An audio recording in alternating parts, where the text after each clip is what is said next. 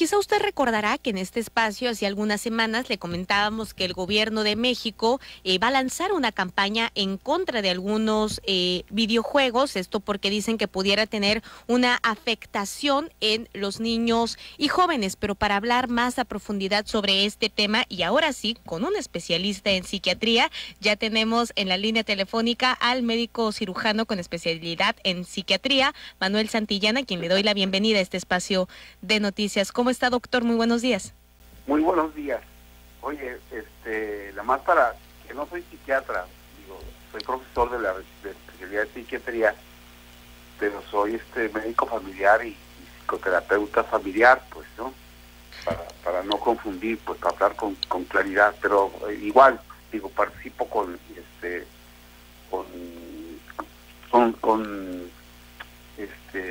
sapiencia en el asunto. Ah, ok, perfecto. Lo que pasa es que ese fue el dato que me indicaron. Vamos a hacer aquí una corrección. Sí, no hay problema, no es porque luego sí hay colegas que sí son muy susceptibles y dicen, no, se está poniendo algo que no. No, soy médico familiar, pero con formación en psicoterapia familiar, pero la maestría y doctorado en salud pública, o sea, sí tengo elementos para opinar. Pero bueno, sobre los videojuegos, ¿no? Claro. Pues mira, yo no soy un crítico de los videojuegos porque a mí personalmente no me gustaban, no me gustan mucho los videojuegos, aunque algunos pueden ser muy atractivos, pues, ¿no?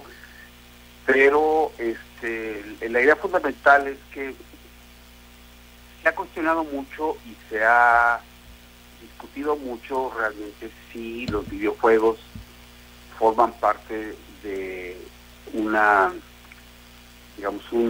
ejercicio que en los jóvenes puede inducirlos a la violencia.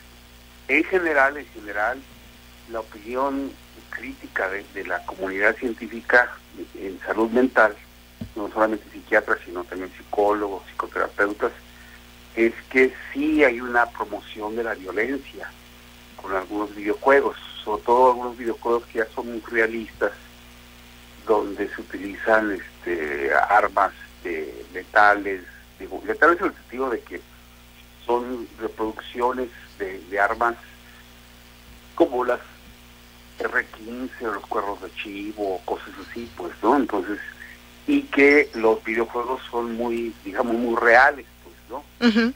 De realidad virtual. Pero esos son los que en general se considera que deben de prohibirse, pues, o que deben de limitarse. Aunque hay quienes han exagerado y han dicho que inclusive Mario Bros, los juegos de Mario Bros son agresivos, pues, ¿no? Porque de repente tienen que matar a los malos o tienen obstáculos y tienen que vencerlos, etcétera.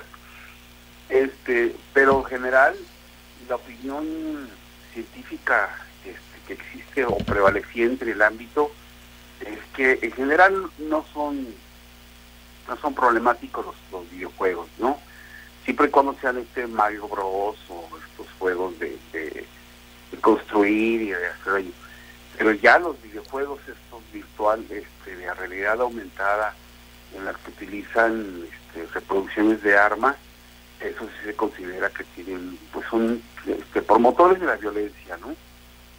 Ahora, hay quien ya más o menos por esto, hay quienes defienden que en realidad es mejor canalizar esa agresividad a través de un videojuego que hacerlo en vivo, pues, ¿no? Y transmitirlo en vivo. Pero las evidencias o los hallazgos que hay clínicos sugieren que en realidad no hay una correlación directa entre canalizar la agresión a través de videojuegos, cuando puede usarse también a través del deporte o a través de otras actividades físicas, pues, ¿no?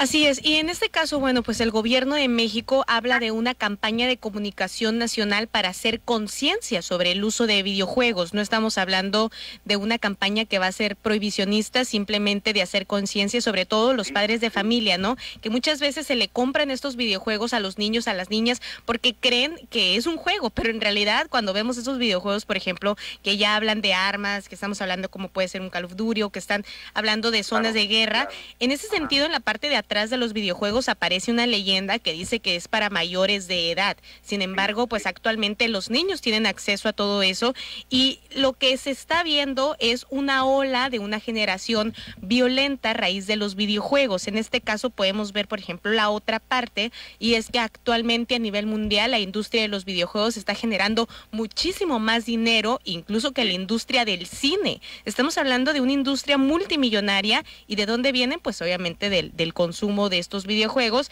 que en gran medida sí hay personas adultas que los usan, pero también hay muchos niños y adolescentes que quizá en este caso el cerebro todavía no está 100% formado, ¿no? Usted, por ejemplo, como médico, ¿qué nos puede decir de esas afectaciones cerebrales que pudiera tener en las niñas, niños y adolescentes? Pues es lo que te digo, que existe controversia, por decirlo. No existe todavía un estudio, o no existen estudios que demuestren así fehacientemente con estudios clínicos que las personas que utilizan videojuegos en la vida adulta van a ser sicarios o tienen mayores tendencias de violencia. No, sí hay estudios, se han trabajado bastantes estudios, pero las conclusiones no son determinantes. Sin embargo, desde la producción de los videojuegos sí se considera que muchos de ellos no son para niños ni para adolescentes, pues, sino que son para mayores de adultos. Ahora bien, sobre eso también hay controversia porque, por ejemplo, eso de ser adulto en México por decisión se definió que es a los 18 años, pero en otros países es a los 21 años, en otros países es a los 16 años, o por ejemplo en Estados Unidos se pueden tener armas desde los 16 años, 17, con permiso de tus padres, pero no puedes tomar cerveza hasta los 21 años, pues, ¿no? Entonces hay controversia también sobre eso. Pero finalmente la aceptación o la posición científica actual es que los videojuegos no deben ser vistos por niños ni por adolescentes, sino hasta que exista una posición crítica o una formación cerebral ya más madura, y eso se logra, eso sí ya se ha definido que se logra hasta los 24 años. Después de los 20 años, 21, 22, 23, 24, es cuando ya se considera que se tiene una madurez emocional suficiente como para poder ver cosas y decidir que no son dañinas, pues, ¿no? Uh-huh. Que era antes de los 20 años, yo considero que sí esos juegos que tú señalabas de realidad virtual sí son muy agresivos, ¿no?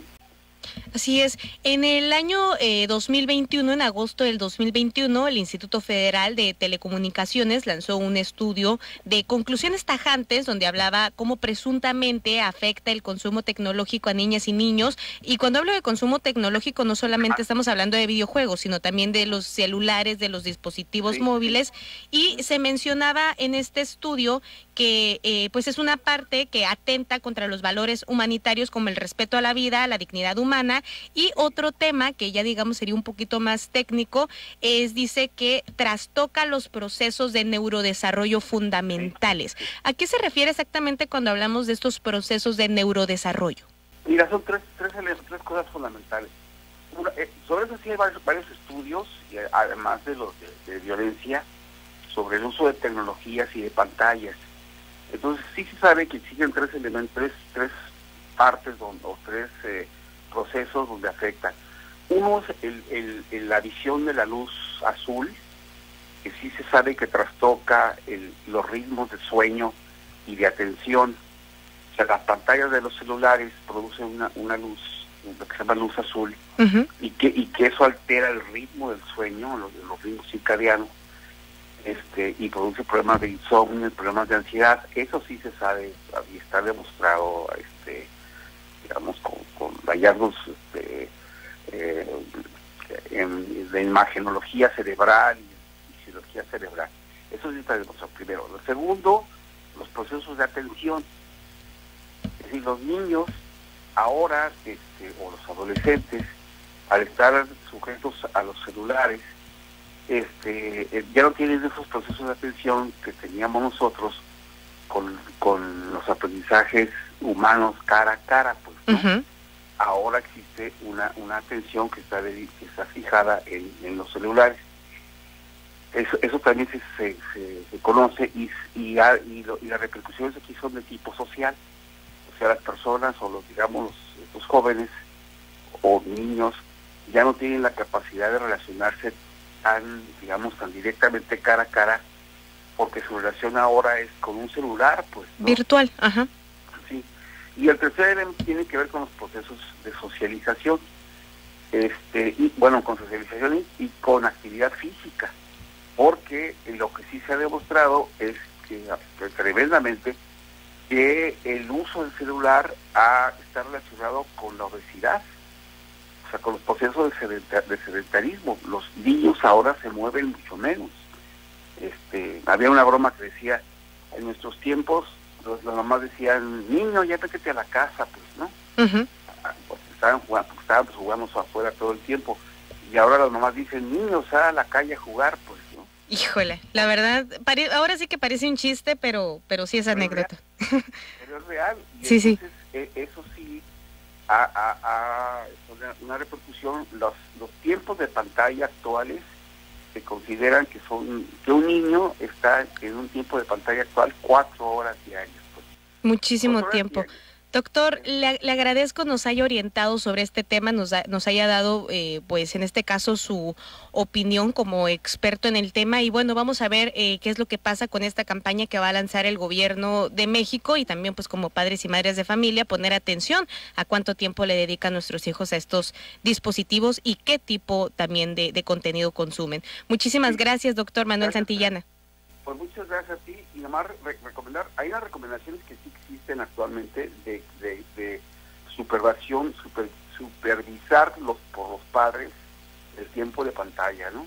Totalmente. Ya existe esta información que no debe ser más de 2 horas diarias, el máximo, ¿no? Así es.